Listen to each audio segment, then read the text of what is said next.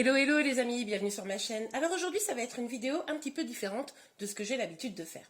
En effet, avec mes différents tirages, de nombreuses personnes sont venues vers moi pour me demander quels étaient les différents liens d'âme et quelles étaient les différences entre ces liens. Donc j'ai décidé de vous faire une petite vidéo très rapide, explicative, à l'aide de mon tarot du bon karma, pour pouvoir vous expliquer très simplement. Il faut savoir qu'il y a plusieurs types de liens d'âme. Tous sont là pour nous faire progresser, avancer, et c'est à nous de comprendre quels sont les messages que veut nous faire passer le divin, l'univers, comme vous préférez, pour que nous puissions progresser. Donc, il faut quand même se dire que ces liens d'âme, c'est selon vos croyances. Il y a des personnes qui y croient, d'autres qui n'y croient pas. À vous de voir et à vous d'identifier quel lien d'âme dans quel lien d'âme, vous pouvez être. Moi, j'ai décidé de vous en parler de trois bien spécifiques. On va d'abord parler des liens karmiques, des âmes sœurs et des flammes jumelles, qui sont les trois grands liens d'âme, les trois grands principaux liens d'âme. Donc en tout premier, nous allons voir les relations karmiques.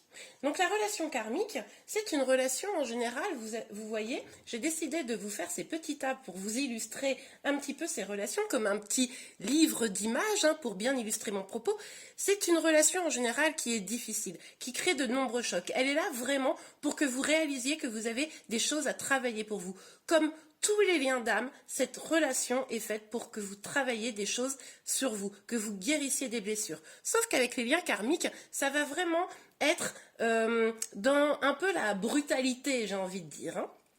C'est pour ça que j'ai choisi la tour pour l'illustrer, parce que en gros, ça va vous faire un gros choc, ça va être difficile à surmonter, mais si vous comprenez, vous allez pouvoir reconstruire vos fondations pour ne plus retomber dans ce type de lien. Car effectivement, quand on n'a pas guéri ces blessures, et bien finalement, on reproduit des liens comme ça un petit peu toxiques.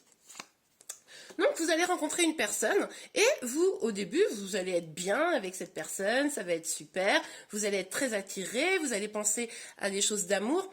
Ça sera sûrement une personne un petit peu puissante, tel le roi d'épée, que vous allez probablement admirer et qui saura vous mettre en confiance. Mais très très vite, vous allez vous rendre compte que vous vous sentez bloqué dans cette relation, qu'il y a des choses que vous n'arrivez pas à régler, des choses que vous n'arrivez pas à faire avancer et vous ne vous sentirez pas bien. Il y aura probablement de nombreuses disputes, peut-être des ruptures, peut-être des éloignements. Il faut savoir que sur les liens karmiques, très souvent, ce sont des choses qui peuvent être très dures, qui peuvent même être un petit peu ou malsaines ou méchantes. C'est vraiment ce qui va différencier des deux autres liens dont je vais vous parler juste après. Là, les mots peuvent être très très durs. Ce qui fait que vous allez commencer probablement un peu à vous protéger. À un moment donné, vous serez peut-être même, excusez-moi, avec le petit glissement de carte, à un moment donné, vous serez peut-être même à terre, complètement mal à cause de cette relation, de ces ruptures diverses, de ces mots très très difficiles. Et il est probable que vous vous sentirez seul, un peu abandonné, incomprise ou incompris. Et ça sera à ce moment-là qu'il sera important pour vous de comprendre dans quel type de relation vous êtes. Attention, je vous alerte immédiatement, de nombreuses personnes en lien karmique pensent qu'ils sont en lien flamme jumelle. Parce qu'on verra que le lien flamme jumelle peut être aussi très difficile. Mais pour autant, la différence fondamentale entre les deux, c'est que les liens de flamme jumelle, il n'y a jamais de méchanceté volontaire. Votre autre peut faire des choses qui vous font du mal, mais ce n'est pas contre vous en fait. Donc, et c'est toujours pour vous faire grandir. Alors que dans un lien karmique comme ça, un petit peu toxique, on peut avoir vraiment des moments de ce que je vous disais, de méchanceté. Donc pour vous, il sera temps de comprendre que vous avez des choses à travailler. Il sera temps de tourner la roue du destin et de vous en aller, avec la carte du chariot là que j'ai sélectionnée pour vous faire comprendre, de vous en aller très très vite pour aller vers votre propre victoire, votre propre épanouissement. Et c'est là qu'il sera vraiment fondamental de travailler sur vous, de prendre le temps de travailler sur vous, sur identifier vos blessures. Je ne sais pas si vous connaissez les 5 grandes blessures répertoriées les plus connues, mais on a la blessure de trahison, la blessure de l'abandon, la blessure de l'humiliation, la blessure du rejet et une 5e blessure dont je ne me souviens plus le nom, je m'en souviendrai probablement plus tard. En tout cas, il y a 5 grandes blessures et là, ça sera le temps d'identifier vos blessures pour pouvoir les guérir et ne pas retomber dans des schémas comme ça de liens karmiques. Et c'est ainsi que vous pourrez enfin savourer, profiter de votre vie, reprendre vraiment le pouvoir, voir vos amis auprès de qui vous serez peut-être un peu éloigné et vraiment retrouver la joie et le bonheur. Donc là, on est vraiment dans un lien karmique. Vous voyez, c'est assez destructeur. On va passer maintenant au lien de flammes jumelles. Donc, pour les liens de flammes jumelles, j'ai décidé de prendre le visuel du soleil parce que c'est vraiment un lien rempli de joie. C'est vraiment un lien qui vous permettra de trouver du bonheur, de la satisfaction, de vous épanouir. Alors, ce qu'on dit souvent pour les flammes, n'importe quoi, excusez-moi, ce qu'on dit souvent pour les personnes qui sont en lien d'âme sœur, c'est qu'elles ont et d'un côté les mêmes blessures, ce qui fait qu'elles comprennent comment se préserver l'une l'autre, et également qu'elles ont les mêmes centres d'intérêt. Donc c'est vraiment des personnes qui vont très très bien s'entendre. Là, ça peut être des amis, la famille, comme une personne que vous aimez d'amour, hein.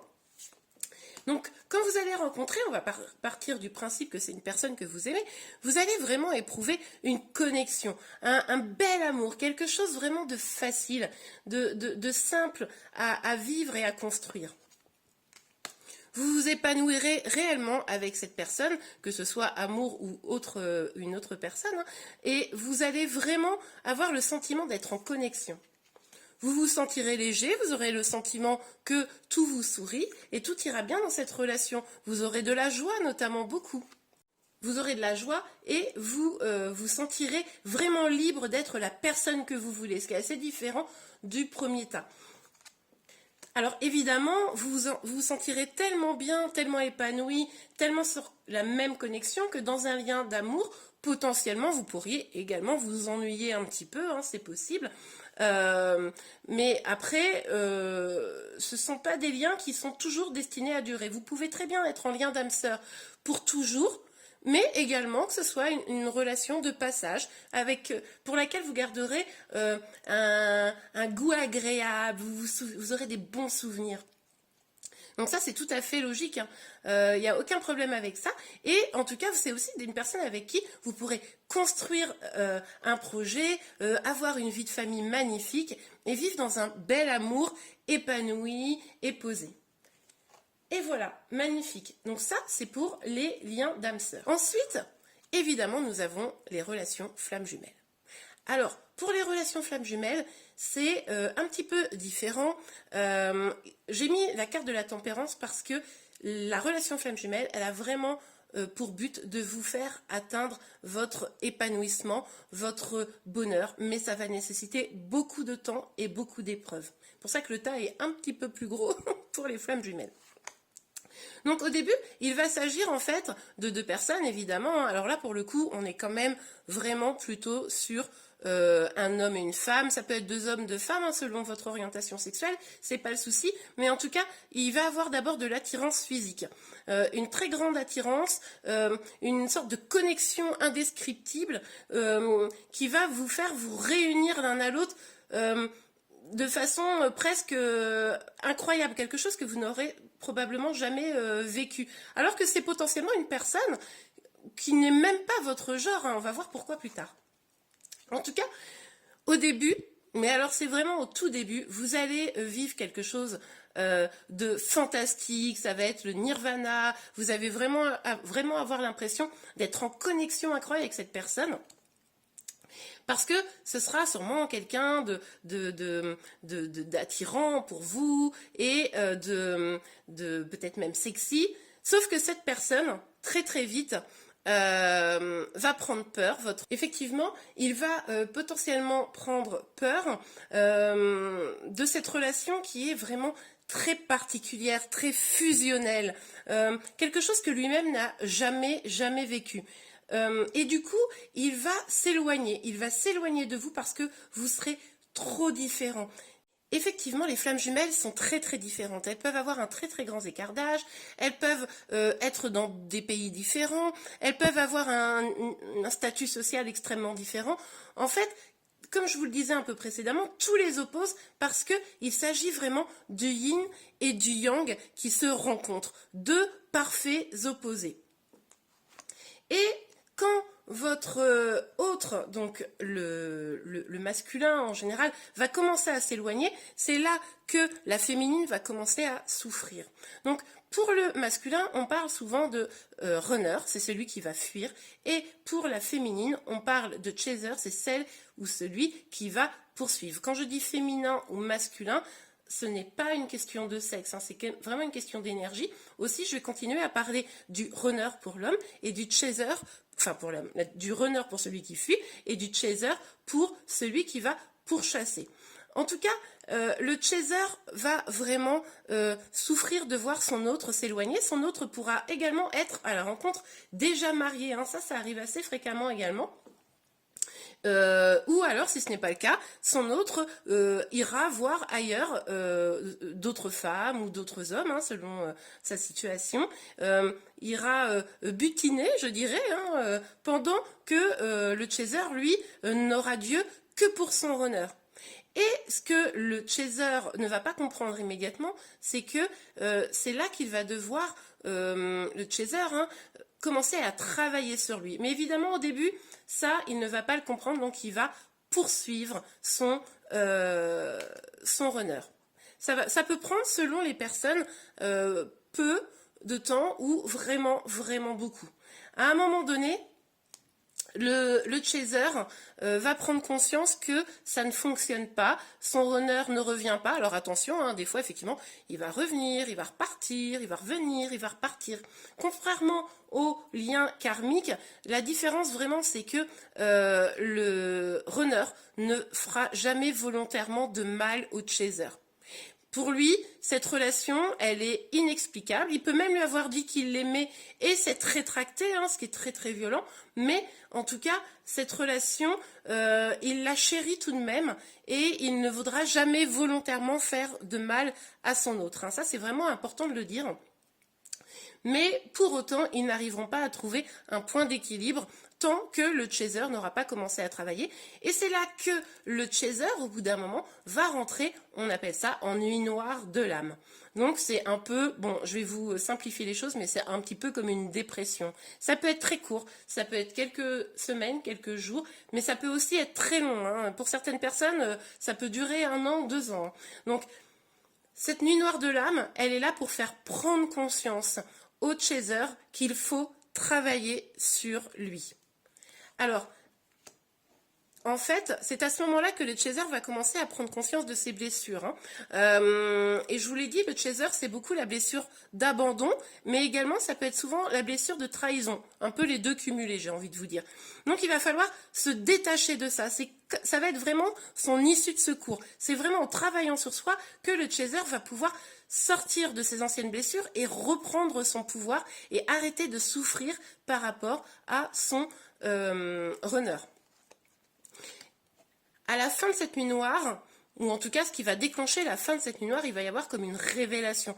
Comme la révélation qu'il faut changer quelque chose en soi, hein, c'est ce que je vous disais. Alors, du coup, c'est à ce moment-là que le chaser, va pouvoir s'éloigner de son autre, mais vous voyez, de façon assez apaisée. C'est-à-dire que là, elle va prendre la décision, non pas pour dire, oh si toi tu me quittes, moi je m'éloigne, c'est comme ça, bien fait pour toi. Non, on va pas du tout être là-dedans. On va vraiment être dans l'idée de reprendre le pouvoir de sa vie, aller travailler sur soi. Donc, ça va peut-être être le moment de travailler, peut-être faire une thérapie, mais vous pourriez aussi découvrir des dons. Hein, à ce moment-là, des dons peuvent apparaître, comme tirer les cartes par exemple, comme pouvoir aller vers des soins, faire des soins énergétiques, ça peut même aller vers le magnétisme. En tout cas, pour certains, pas pour tous, hein, des dons peuvent apparaître et la mission de vie va commencer à se dessiner pour le chaser. Parce que l'idée en fait du lien flamme jumelle, c'est vraiment comprendre quelle est sa propre mission de vie, quel est son propre épanouissement pour aller vers la complétude. Aussi, le chaser va travailler sur lui pendant tout ce temps. Alors je dis lui, c'est le chaser, hein, mais si vous êtes une femme, on parle bien de vous. Pendant ce temps-là, vous allez me demander, oui, mais que fait mon autre pendant ce temps-là? Que fait le runner? Le runner, il continue sa petite vie. Le runner, lui, pendant tout ce temps-là, il va continuer à avoir d'autres relations, à vivre sa vie, à vous recontacter de temps en temps, puis à repartir. Il va continuer à faire ça. Mais vous serez en train de guérir et du coup, ça vous fera de moins en moins mal. Et c'est à ce moment-là qu'une véritable transformation va s'opérer pour vous. Vous allez peut-être, donc, comme je vous le disais, découvrir des dons, vous allez vous sentir mieux, vous allez commencer une thérapie, vous allez peut-être vous mettre à faire du sport, à vivre vraiment vos passions, à vous mettre, vous, en priorité dans votre vie. Et ça va vraiment engendrer une transformation qui vous emmènera vers les énergies, ma carte préférée, de l'impératrice, c'est-à-dire le bonheur, le bien-être, l'épanouissement personnel. Il s'agit vraiment là d'aller vers une complétude totale pour vous. Ce n'est pas que vous n'aimerez plus votre runner, ça ne veut pas dire ça. Vous aurez peut-être même encore envie de vous remettre avec lui. Mais en tout cas, vous ne serez plus à la merci de vos émotions, vous ne serez plus du tout dans la tristesse. Votre priorité sera de travailler sur vous et d'être heureux. Et une fois que vous aurez atteint ce niveau-là, c'est là que le runner va commencer à avoir des petites problématiques. Il va probablement commencer à avoir des chocs karmiques. Alors les chocs karmiques, c'est des coups du destin, on dira, pour faire réagir le runner. C'est-à-dire que ça peut être des chocs très très violents, ça peut être des décès dans son entourage, ça peut être, alors, dans le pire des cas évidemment, ça peut être des blessures, ça peut être des ruptures qui font mal, ça peut être une perte de travail, ça peut être voilà, tout un tas de choses. Donc certains runners vont avoir ces chocs karmiques qui vont l'obliger à changer. D'accord ? Sauf que pour lui, ce changement, ça sera forcément un peu plus rapide parce que les deux âmes, que ce soit le runner et le chaser, alors là, on parle plus de runner et de chaser puisque la féminine, le yang, ne court plus après son runner, donc il ne s'agit plus de runner et de chaser, mais en tout cas, parce que le yang aura fait son travail, sera dans sa complétude, finalement, comme je vous rappelle que c'est une seule âme qui a été divisée en deux, votre runner, enfin du coup le yin, va avoir entre guillemets bénéficié de votre bout de chemin. Et pour lui aussi, quand il va rentrer dans son parcours, les choses seront du coup plus faciles. Donc, il va avoir des chocs karmiques sur lesquels il va devoir se battre. Au début, il fera peut-être de la résistance, mais il faut savoir que plus il va faire de la résistance, et plus il va souffrir. Donc, c'est quand même pas très drôle. Et il rentrera à ce moment-là dans lui-même une nuit noire de l'âme. Ok ? Donc ça sera vraiment un état où il se sentira mal, pas bien, peut-être abandonné de tous. Mais par contre, comme je vous le disais, sa nuit noire de l'âme sera très probablement beaucoup plus courte que la vôtre. Et une fois que sa nuit noire de l'âme sera définitivement derrière lui, il pourra revenir fort de ses accomplissements. Et là, cette fois-ci, la différence avec votre première rencontre, où j'ai choisi volontairement le roi et la reine de bâton, qui sont... non, c'est pas celui-là, c'est... je sais plus où elle est. Attendez, bougez pas. Voilà. Le roi et la reine de bâton, où là, on est dans la passion, mais du coup, qui ne sont pas... une passion qui n'est pas régulée dans les émotions. Là, vous aurez tous les deux fait un travail sur vous-même. Et du coup, on sera vraiment plus dans des énergies de roi de coupe et de reine de coupe. Vraiment un amour stable, serein. Alors je ne dis pas qu'il n'y aura pas des petits hauts, des petits bas, des petites ruptures. Voilà, des réajustements seront peut-être nécessaires, mais en tout cas, les deux auront probablement envie de s'engager l'un avec l'autre. Et vous pourrez évidemment aller vers la réunion, c'est-à-dire vraiment pouvoir vous retrouver, construire peut-être une vie de famille, construire des projets ensemble. Et l'objectif derrière, c'est la fusion de l'âme, que l'âme se retrouve complètement fusionnée. Alors voilà, j'espère que j'ai été bien claire sur mes explications. Sachez que, comme je vous l'ai dit au début, il me semble, il y a des personnes qui croient au lien d'âme, d'autres non. À vous d'être juge de cela, évidemment. En tout cas, là, je vous ai donné des informations. Si vous voulez en savoir plus sur les liens de flammes jumelles, sachez que sur Internet, il y a de nombreuses vidéos. Notamment, il y a Fabien Marchand qui explique très clairement les choses, toutes les étapes du lien flamme jumelle. C'est vraiment un lien difficile, mais en même temps, quand on arrive à sa complétude, c'est vraiment très très beau. Sachez aussi quand même rapidement que sur le lien de flamme jumelle, potentiellement, si le travail individuel n'est pas fait, vous pouvez très bien ne jamais vous réunir dans cette vie. Bon, bah, ça sera dans une autre vie. Voilà, c'est un petit peu cette idée-là. C'est-à-dire que le travail vers sa complétude personnelle est fondamental pour permettre la réunion. Et bien voilà les amis, n'hésitez pas à me poser des questions si vous en avez à ce sujet en commentaire. Vous pouvez également vous abonner à ma chaîne pour être informé de toutes les vidéos, notamment sur mes tirages que je sors très régulièrement sur la chaîne. N'hésitez pas à liker la vidéo si vous l'avez aimée. Je vous dis à très bientôt, au revoir.